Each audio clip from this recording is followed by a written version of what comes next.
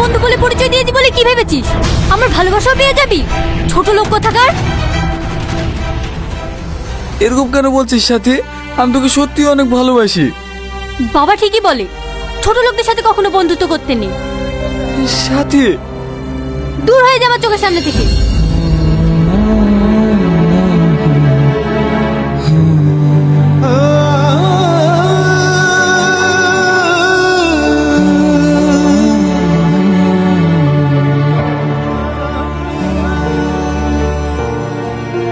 অত উপর থেকে লাফ মারার কারণে আপনার ভাই স্পাইলি ভেঙে গেছে, তাই উনি আর কোনোদিনও চলাফেরা করতে পারবে না।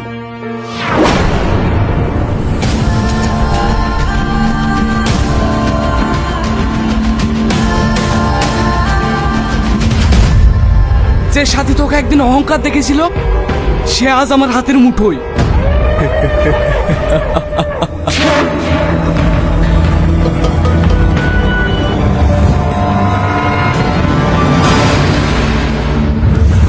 হ্যালো পুলিশ স্টেশন, আমার কাছে বেআইনি মদের ইনফরমেশন আছে।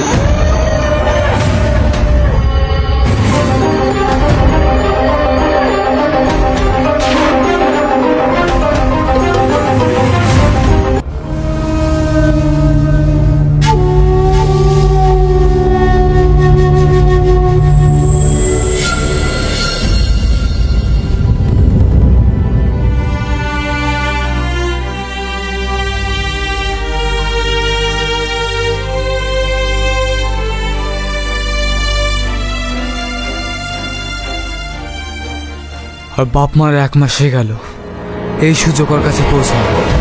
ওকে তুই তিলে তিলে শেষ করে দে। আমি ওকে বরবাদ হতে দেখতে চাই।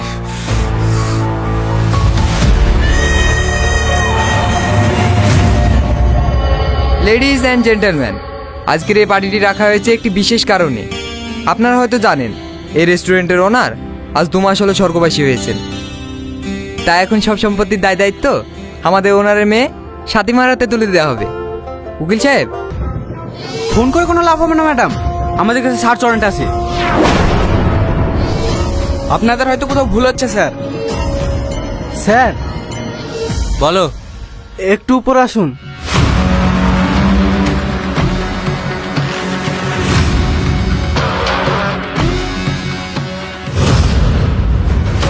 এই দেখুন স্যার। এগুলো কি? এগুলো তো ওগুলো আমার। কি আমাদের এই পাগল মনে হয়? এত দামি দামি মদ একটা ওয়েটার কিভাবে কিনবে? আমি যেভাবেই কিনি না কেন এগুলো আমার মানে আমার। বেশি বড় বড় কথা হয়ে যাচ্ছে কিন্তু। যেটা আমার সেটা আমারই তো বলবো, কেউ যেন সন্দেহ না করে। তাই ম্যাডামের ঘরে লুকিয়ে রেখেছিলাম। অ্যারেস্ট করলে আমাকে করুন। বেশি বার বেড়েছিস না? এই ওকে অ্যারেস্ট করো, থানায় গিয়ে ওর চর্বি কমাবো।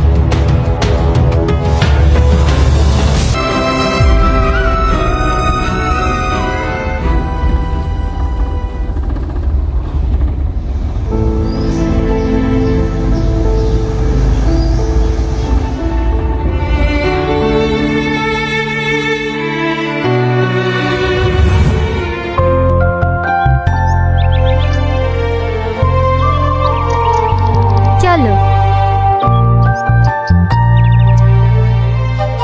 আরে ওইদিকে কোথায় যাচ্ছ? বাড়ির ভেতরে চলো। আমার একটু ভয় ভয় লাগছে। এই সাহস নিয়ে তুমি বর্ডারে যুদ্ধ করো? ভীতু কোথাকার। মোটেও ভীতু না। ভীতু না তো কি, বর্ডারে যুদ্ধ করতে পারো আর আমার বাবার সামনে বিয়ের কথা বলতে পারবা না? বর্ডারে তো হাতে বন্দুক থাকে, এখানে যে খালি হাতে যুদ্ধে নামতে হচ্ছে। তো বাড়িতে ঢোকার আগে গোলাগুলি কি করে না শুনে থাকবো বলো? আব্বা, তুমি কি চাও যে মেয়ের জন্য তুমি সারা জীবন এত কষ্ট করেছো সেই মেয়ের ভালোবাসার জিনিসটাই হারিয়ে যাক? আঙ্কেল, আমি সাথীকে অনেক ভালোবাসি, সেই সঙ্গে ভারত মাতাকে অনেক ভালোবাসি। নিজে ভালোবাসা পাওয়ার জন্য নিজের মাকে কিভাবে ছেড়ে দেবো বলুন?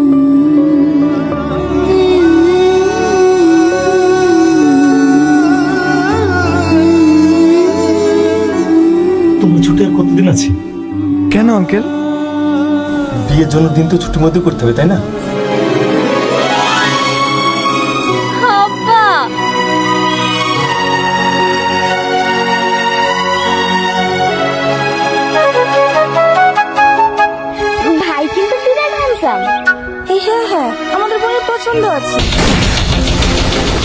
ঈশান!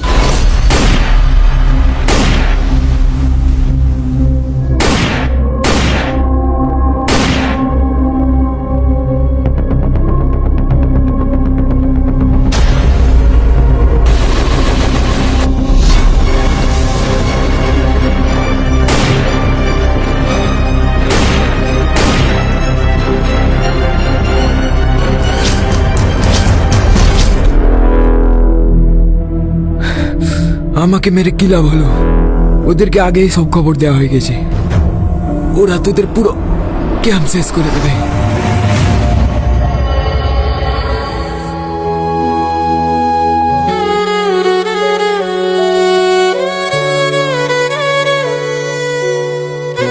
ক্যাপ্টেন ঈশান, আমরা এখন কি করব? তোমার তো অনেক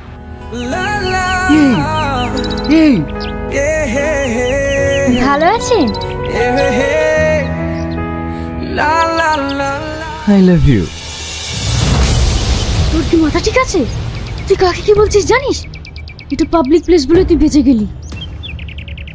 এর জন্যই তো সাহস পেলাম। তবে আপনি কিন্তু সেই দেখতে। তোকে না? তোমাকে না সেই লাগছে। ম্যাডাম, বেশি উত্তেজিত হয় না। এটা পাবলিক প্লেস, তাতে আবার সামনে ভোট। এইবার ভোটটা আমাকেই দেবেন। তোমাকে তো মন প্রাণ সবই দিয়েছি সোনা। ভোট তো ছোট জিনিস।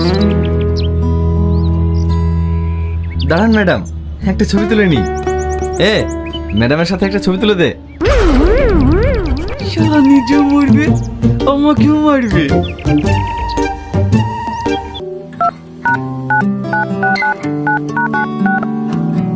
নাম্বারটা সেভ করে দিলাম, যখন মন চাইবে কল করো। টাটা।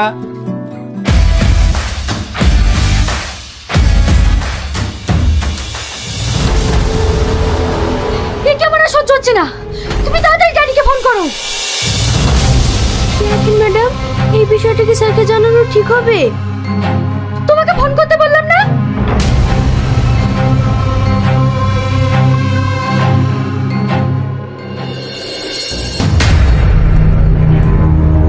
স্যার, তুহিনা ফোন করেছে। হ্যালো, আমি আসছি।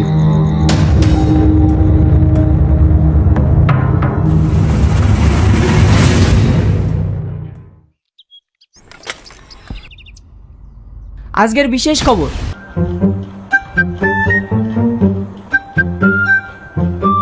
ঈশান। Yes sir. Sorry sir, sorry uncle. আমি তোমার ব্যাপারে তেমন কিছু জানতাম না। কালকে বুড়ির মুখেই সব শুনেছি। তুমি আর্মিতে আছো তাই না? সাথীর দাদু মানে আমার বাবাও একসময় আর্মিতে ছিলেন। অনেক বড় দেশপ্রেমিক ছিলেন তিনি। আমার বয়স যখন 5 বছর, তখন বাবা একটা যুদ্ধে শহীদ হন। বাবা মারার কষ্টটা মা সহ্য করতে পারেননি। কিছু সময় পরে মাও মারা যায়। তারপর অনেক কষ্টে চাচা চাচির কাছে আমি মানুষ হয়েছি। আমি জানি বাবা মা হারানো কতটা কষ্ট। তুমি হয়তো ভাবছো এই কথাগুলো তোমাকে কেন শোনাচ্ছি। কেন আঙ্কেল? কারণ আমি চাই না আমার মেয়ে বা তার সন্তানের ভবিষ্যৎ এরকম হোক। মানে? আমি তোমার হাতে আমার মেয়েকে তুলে দিতে পারবো না। আব্বা, তুমি কি বলছো? আমি ঠিকই বলছি।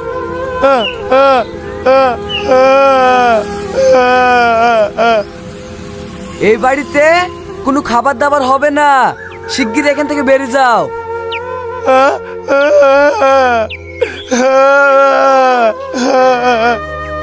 দুদিন খাওনি তো আমি কি করবো? এ বাড়িতে কোনো খাবার হবে না। এখান থেকে যাও তো।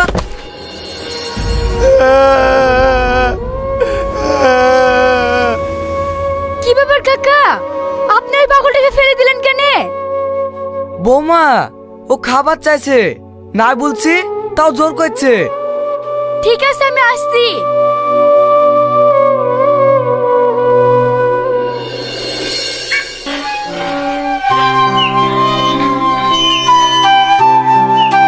তোমার খিদে পেয়েছে? আসো, তোমাকে খেতে দিচ্ছি। বৌমা, ওকে বাড়ি ভেতর নিয়ে যাও না, স্যার কঠোর ভাবে নিষেধ করে। আমার তোমাকে পছন্দ হয়েছে। I love you. How dear you! তোর এত বড় স্পর্ধা, আমাকে অপমান করলি? আমি ইচ্ছে করলে রাতারাতি তোর এই রেস্টুরেন্ট কিনে ফেলতে পারি, বুঝলি? তোর এই টাকার গরম অন্য কোথাও গিয়ে দেখা, আমাকে না। বেরিয়ে যা আমার রেস্টুরেন্ট থেকে। এই অপমানের মাসুল তোকে দিতেই হবে। আরে যা যা, তোর মতো ছেলেদের আমি আমার পায়ের নিচে রাখি। Waiter, waiter. বলুন ম্যাম। তুমি কে? আমি নতুন জয়েন হয়েছি ম্যাম, আমার নাম রোহন। তোমাকে নাম জানার জন্য ডাকিনি, যাও একটা প্যাক বানিয়ে নিয়ে এসো। আমি যতদূর জানি ম্যাম, এই রেস্টুরেন্টে মদ অ্যালাউ নেই। এটা আমার রেস্টুরেন্ট, আমি যা বলবো তাই হবে। 2 টাকার ওয়েটার হয়ে আমাকে জ্ঞান দিতে এসো না। কি হয়েছে সাথীমা? ওর এত বড় সাহস, ও আমাকে নিয়ম শেখাতে এসেছে। তো তাই বলে তুমি আমার জন্য এভাবে মুখ বুজে মার খাবে? এই দাগগুলো আমার উপরেই মানায়, আপনার না। তুমি সত্যিই অনেক ভালো মানুষ, তোমাকে সেদিন ওভাবে অপমান করা আমার উচিত হয়নি। সরি রোহন। আরে সরি কেন বলছেন? আপনার মুখ থেকে এই শব্দটা শুনতে আমার ভালো লাগে না। পাগল। দাঁড়ান দাঁড়ান, এই গলিতে আমার বাড়ি। আসছি ম্যাডাম।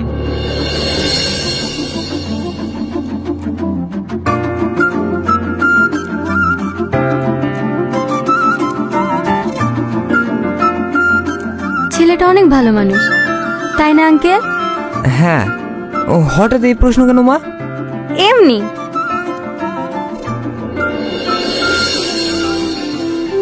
আপনাকে সব রকম বিপদ থেকে বাঁচানো। আমার সঙ্গে একবার দেখা করো। তুমি পাগল নাকি? বললাম তো কালকে আমার বিয়ে, আমি কোথাও যেতে পারবো না।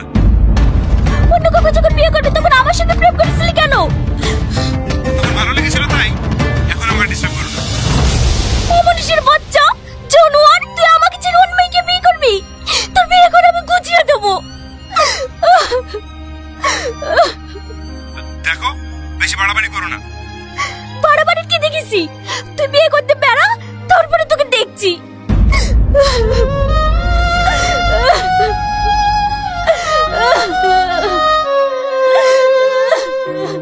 এই নিন ম্যাম।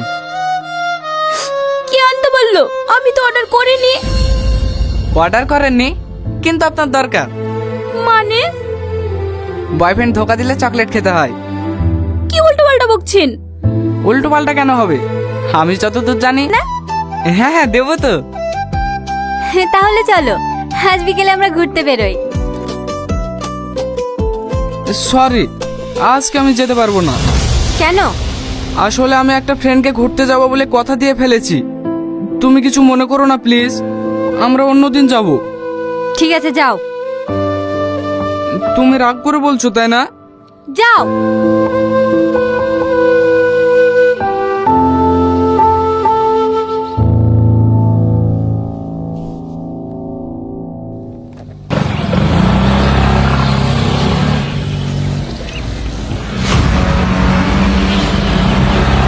ড্রাইভার, গাড়ি ঘোরাও। কেন ম্যাডাম? গাড়ি ঘোরাও।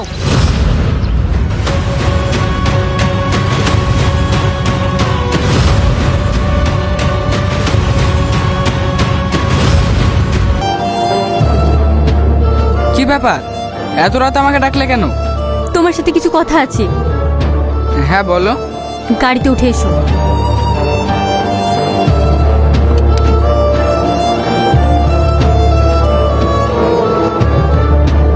বলো।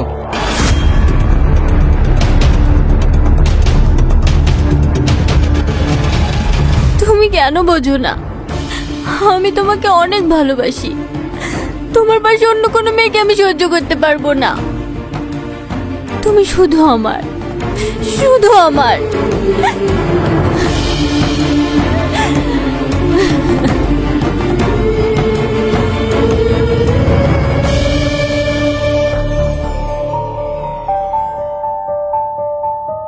কি ব্যাপার, কোথায় এনেছো আমাকে? হাত খোলো, হাত খোলো আমার।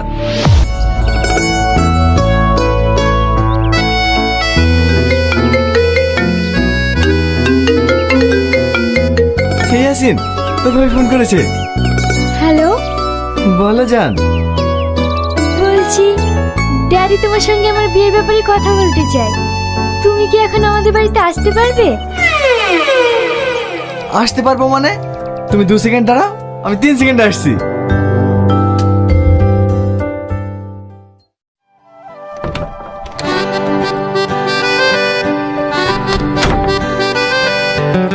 বলেন শ্বশুর মশাই। আমি তোমাদের এঙ্গেজমেন্টটা ভোটের আগে সারতে চাই। হ্যাঁ, এই তো দেখছি মেঘনের সাথে বৃষ্টি। শ্বশুর আব্বা, আমার আংটির সাইজ কিন্তু 19। আপনার চামচাদেরকে বলে দিয়েন 24 ক্যারেট গোল্ড দিয়ে যেন বানাই। বলে কি?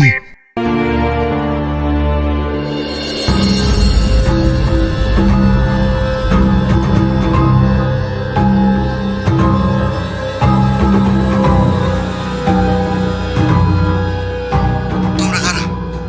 আমাকে মেরো না, তোমরা যা চাইবে আমি সব দেবো। আপনাকে মারার ইচ্ছা আমার ছিল না, কিন্তু কি করবো বলুন, হোম মিনিস্টারের অর্ডার।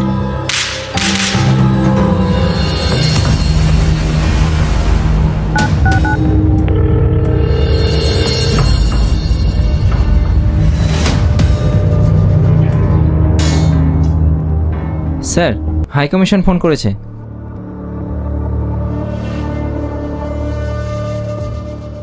হ্যাঁ স্যার বলুন।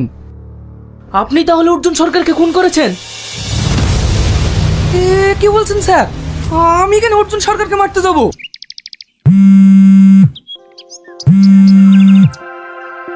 Hello Tony, major speaking. এই স্যার, টনি স্পিকিং। অর্ডারে সব ঠিকঠাক আছে? হ্যাঁ স্যার, বর্ডার একদম সেফ।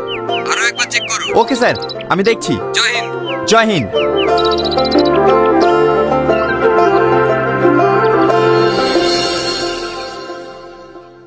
একজন আতঙ্কবাদী বর্ডার পেরিয়ে দেশে ফেরার পথে ইন্ডিয়ান আর্মির হাতে ধরা পড়ে। এই আতঙ্কবাদীর উদ্দেশ্য কি? বোমবাস নাকি বড়সড় কোনো হামলা? তদন্ত চালাচ্ছে সীমান্ত রক্ষা বাহিনী। বাকি বিস্তারিত খবর জানতে চোখ রাখুন আমাদের আনন্দ নিউজ চ্যানেলে।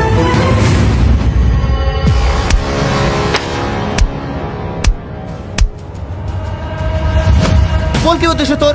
কেন এসেছিস এই দেশে? আমি কোনো দোষ করিনি স্যার, এটা আমার দেশ, আমি আমার দেশে ফিরে এসেছি।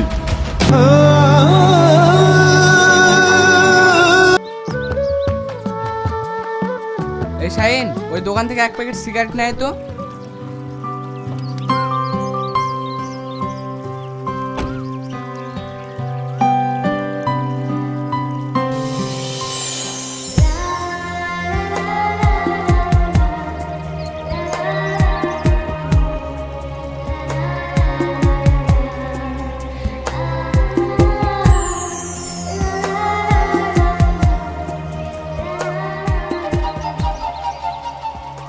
এই লে। কি রে, কি ভাবছি? কিছু না। ওই মেয়েটাকে দেখলি? দেখলাম তো। ও আমার অনেক কিছু কেড়ে নিয়ে গেল রে। এসব তুই কি বলছিস? তুই তো একটা মেয়ে দেখতে এসে আবার এসব কি ভাবছিস? আর কোনো মেয়ে দেখার দরকার নেই, তুই ওর ঠিকানা লি। আমার ওই মেয়েটাকেই দরকার, আমি ওকেই বিয়ে করব। এসব আমার তোর কথা বাদ দে, যাকে দেখতে এসে সেখানে চ। পৃথিবীর সব মেয়েকে দেখালেও আমার আর কাউকে পছন্দ হবে না। তুই যখন বলছিস চ।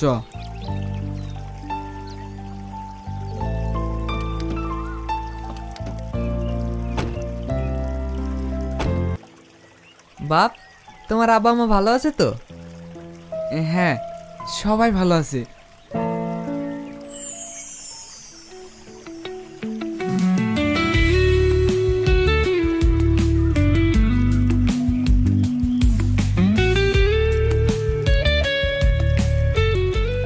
চাচা, আপনার মেয়েকে নিয়ে আসেন, আমাদের আবার অনেকক্ষণ আসা হয়ে গেল। ঠিক আছে বাপ। ওগো, সালমাকে নিয়ে আসো।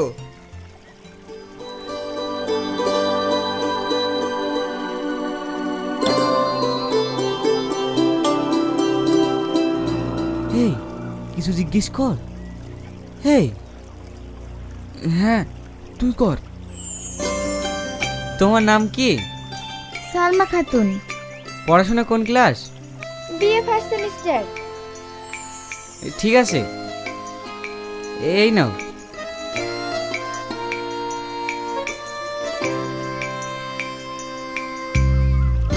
আঙ্কেল, ওই যে মেয়েটা মিষ্টি নিয়ে এসেছিল, ওটা কে? ওটা আমার বড় আমাদের বাড়ির কাজের মেয়ে। আঙ্কেল, ওই মেয়েটাকে আমার খুব পছন্দ হয়েছে। আমি বিয়ে করলে ওই মেয়েটাকেই করব। আপনারা কিছু মনে করবেন না। না না বাপ, আমাদের আবার মনে করে কি আছে? তুমি যেটা সঠিক মনে করিছো সেটাই বলিছো। চাচা, তাহলে আমরা এখন আসি।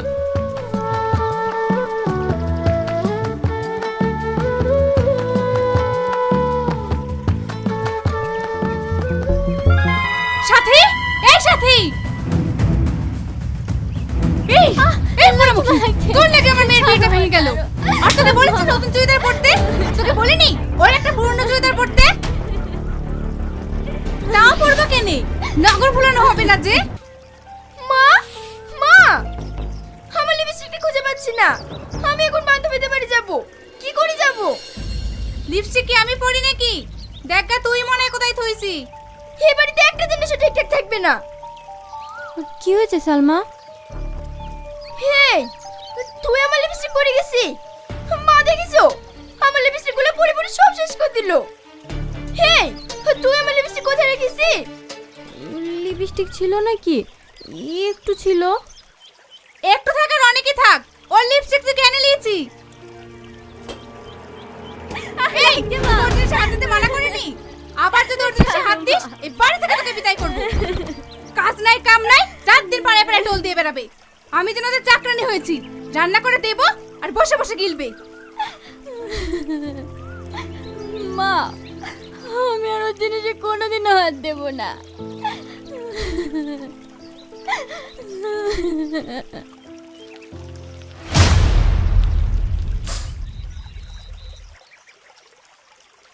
ও গো, মেয়েটাকে এইভাবে মারছো কেনে? দরদ আবার উঠলে কিরে বাবু, কেমন কি দেখলি, কিছু বললি নি তো? আব্বা, তুমি যে মেয়েটাকে দেখতে পারছিলা না, সে মেয়েটাকে আমার পছন্দ হয়নি। আরে দেখো দিনি, তাতে মন খারাপ করার কি আছে? ওটা পছন্দ হয়নি, অন্য মেয়ে দেখবো। আব্বা, আর মেয়ে দেখতে হবে না। আমি একটা মেয়েকে পছন্দ করেছি, কিন্তু সেই মেয়েটা ওদের বাড়ির কাজের মেয়ে।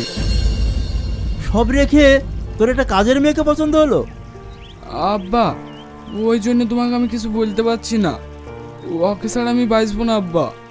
প্রথম দেখাতেই ওকে আমি অনেক ভালোবেসে ফেলেছি। পাগল ছেলে কোথাকার।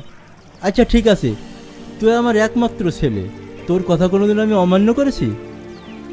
তুই যদি ওখানে সুখী হোস, আমার কোনো আপত্তি নেই। আব্বা, ছোটবেলায় তোর মা মারা গেছে, তখন থেকেই তোকে আমি কোলে পিটি করে মানুষ করেছি। তোর মায়ের অভাব তোকে আমি কোনোদিন বুঝতে দিইনি, যাতে তুই কষ্ট না পাস। হ্যালো গাইজ, আসসালামু আলাইকুম। তো বন্ধুরা, সকলে কেমন আছেন? আশা করি সকলে অনেক ভালো আছেন। তো আজকে আবার আপনাদের মাঝে চলে এসেছি নতুন একটি ব্লগ ভিডিও নিয়ে। আর আপনারা সকলে জানেন, এই ব্লগ ভিডিওগুলো আমার চ্যানেলে কিন্তু আমি প্রতিনিয়ত আপলোড করে থাকি। তো বন্ধুরা, আজকের এই ব্লগ ভিডিওর মাধ্যমে আপনারা সহজে জানতে পারবেন, এই যে এখানে দেখতে পাচ্ছেন, এগুলো কিন্তু এখানে কিন্তু কয়েকটি চারা রয়েছে। আর এই চারাগুলো কিন্তু কিছুদিন আগে এই যে দেখতে পাচ্ছেন যে পলিথিন রয়েছে, তো এই পলিথিনের ভিতরে এই চারা বীজগুলো কিন্তু এখানে রোপণ করা হয়েছে। তো এই বীজ থেকে কিন্তু এই চারাগুলো তৈরি হয়েছে। তো আপনারা দেখে বুঝতেই পারছেন, এটা কিন্তু হচ্ছে লাউ গাছের চারা। আর এই লাউ গাছের চারাগুলো কিন্তু আমি বিক্রয় করে থাকি। তো আপনারা অনেকে জিজ্ঞেস করেছেন যে এই চারাগুলো আপনারা কিভাবে তৈরি করবেন। তো আজকের এই ব্লগ ভিডিওর মাধ্যমে আমি আপনাদেরকে জানিয়ে দেব এবং বিস্তারিত আলোচনা করব। এই যে চারাগুলো দেখতে পাচ্ছেন, লাউ গাছের চারা, তো এই চারাগুলো আপনারা কিভাবে তৈরি করবেন। এবং এই যে চারাগুলো দেখতে পাচ্ছেন, এই ছোট ছোট চারাগুলো কিন্তু এখানে কিন্তু বিক্রয় করা হয়ে থাকে।